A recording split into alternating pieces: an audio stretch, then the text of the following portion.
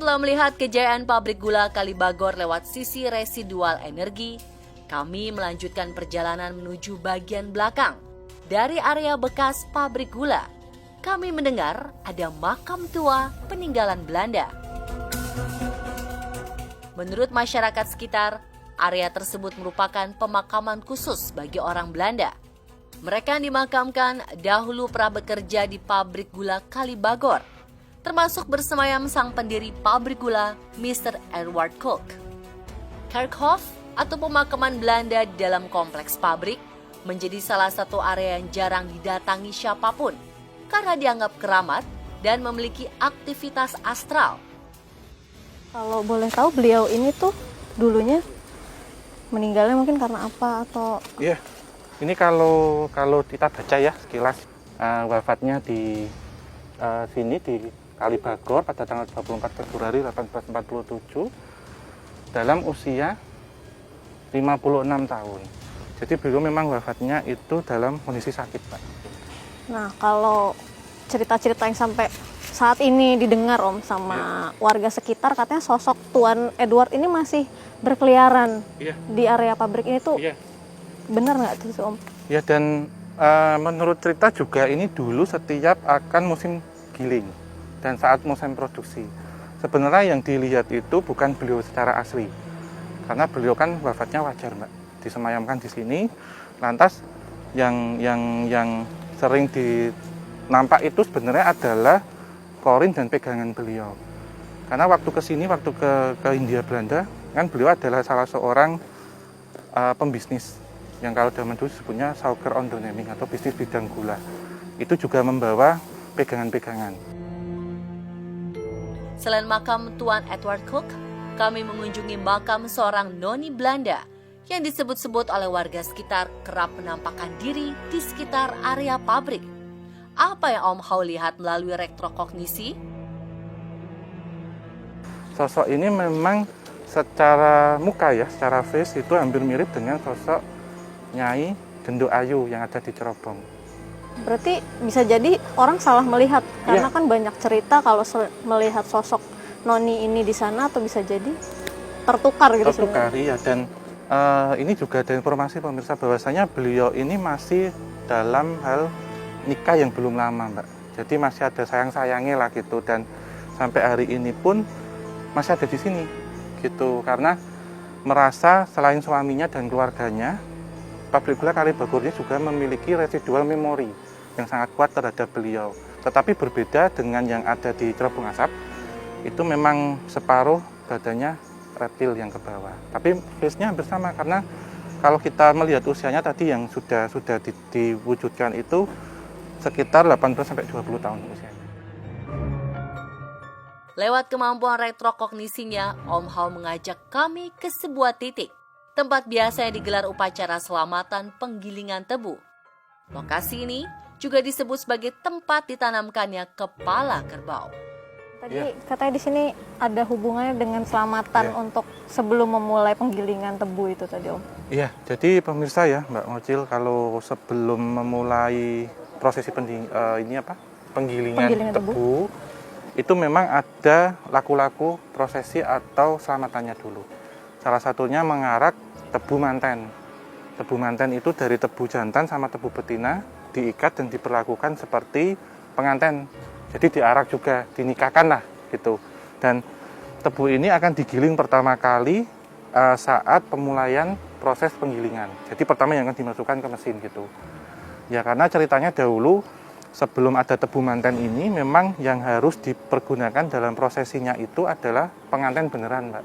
Tapi ketika ada nego-nego ya waktu itu, kemudian disepakati antara pihak ownernya, pemilik pabrik gulanya dengan sosok astral.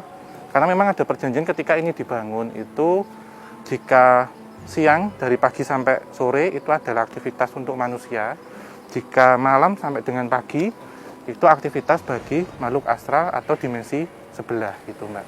Aktivitas mereka itu di sini seperti apa tuh maksudnya? Kenapa harus ada pembagian siang? Jadi ketika malam sini digunakan seperti untuk pemukiman. Iya, dipergunakan pemukiman itu kemudian tidak lantas untuk pabrik gula sama, tapi mereka menempati setiap ruang-ruangan bahkan mesin-mesin yang ada. Sehingga ketika tidak dilakukan prosesi, salah satu prosesinya waktu musim giling itu adalah penanaman kepala kerbau. Yang mana tempat kita berdiri ini di belakang kita memang ada tempat untuk menanamnya dan di setiap sudut-sudut dari bangunan pabrik gula ini sendiri.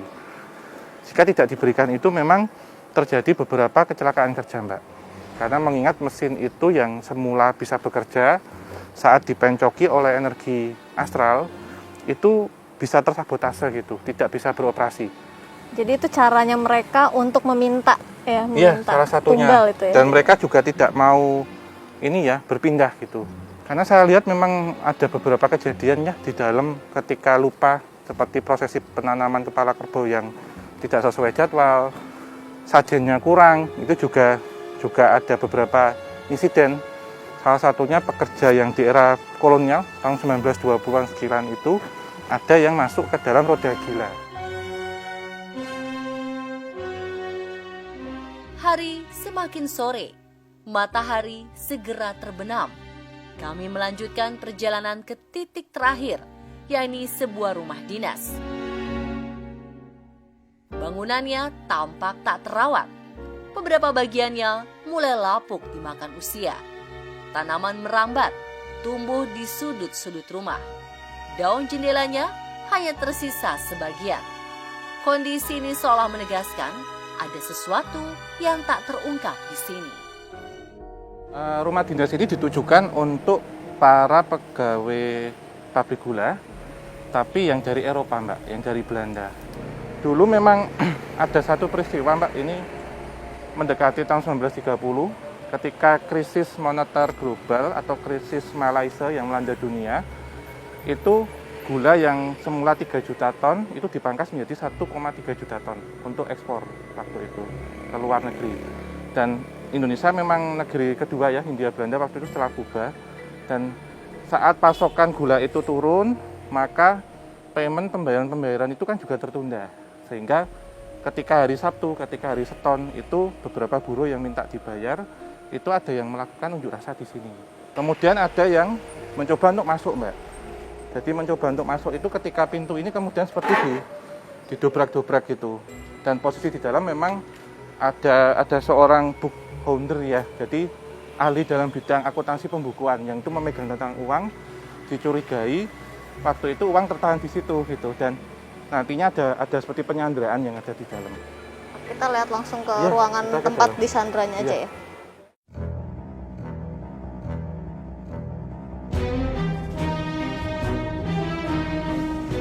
Jadi di ruang pertama ini kan ruang tamu ini, Mbak. Ya. Waktu itu memang beberapa pekerja pribumi ya masuk, kemudian ada seperti adu argumen di sini. Dan karena tidak menemukan solusi dan win-win solution, akhirnya memaksa masuk ke sini, ke ruang ini.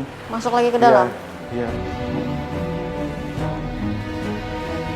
Iya, di sini ini kan kamar, Mbak, waktu itu untuk kamar beliau, dan kemudian setelah masuk di sini itu ditutup semua pintu. Jadi seperti 24 jam kemudian gaji itu yang harusnya tadi dari Rabu akhirnya hari Jumat dibayarkan. Waktu dulu saat penyanderaan itu Om, di sini ada tindak kekerasan nggak? Soalnya kalau saya sih merasa kayak di ruangan itu kayak ada rasa emosi yang berlebihan gitu. Ada. Jadi sempat ada terpojok di sebelah sini sih, Mbak, ruang Belandanya. Jadi ada beberapa orang yang waktu itu melakukan demonstrasi dan unjuk rasa itu membawa seperti golok juga, yang untuk mangkas rumput itu loh. Sempat tidak ada pembacokan, tapi waktu itu hanya dipukul dengan gagang di sini. Rupanya Om Hao melihat insiden lain yang terjadi bekas rumah ini. Jika sebelumnya hanya penyanderaan tanpa korban jiwa, kali ini sebuah peristiwa memilukan terjadi antara Nyonya Belanda dan asisten rumah tangga. Juga di tempat ini sebenarnya tadi yang sudah kita bahas di awal, ini juga menjadi kamar, Pak, dulu. Jadi setelah kejadian itu ada kejadian lain, tapi berbeda orang di sini. Ya. Dan saya melihat di sini ada meja, Mbak, meja rias. Ada meja rias, kemudian ada seperti cermin. Ada cermin, ada sup. Seperti sup sayuran, pemirsa, Mbak Monika, di sini. Dan beliau yang tertidur itu sedang sakit. Ini ada ceritanya ketika orang yang dipercaya seperti asisten rumah tangga mengenakan baju kemben segini ya, usianya ya sudah 40 tahunan juga. Itu seperti membawa sesuatu yang ditaruh di dadanya, itu seperti cairan yang selalu setiap hari satu tetes. Secara tidak langsung jadi nyonya yang di sini tuh diracun berarti? Iya, dia jadi meninggal dalam kondisi sakit, tapi sakit yang direkayasa gitu. Dan memang setiap pagi dan sore selalu beliau berdiri di sini. Berdiri seperti ini dengan gaun panjangnya melihat ke arah pabrik gula atau ke cerobong asap. Nggak seperti ini. Oh, berarti yang tinggal di sini itu memang salah satu pekerja yang ada di pabrik? Istri dari salah satu pekerja. Oh, istrinya? Memang ada seperti skandal ya Mbak, kalau saya lihat. Jadi ternyata asisten rumah tangganya diam-diam mencintai tuannya. Oh, dan ada maksud untuk mengambil beberapa perhiasannya. Dan pemirsa, itulah penelusuran tim On The Spot bersama Om Hao dari kisah Tanah Jawa di bekas pabrik gula Kalibagor, Purwokerto. Diharapkan kebijaksanaannya dalam mencerna segala informasi.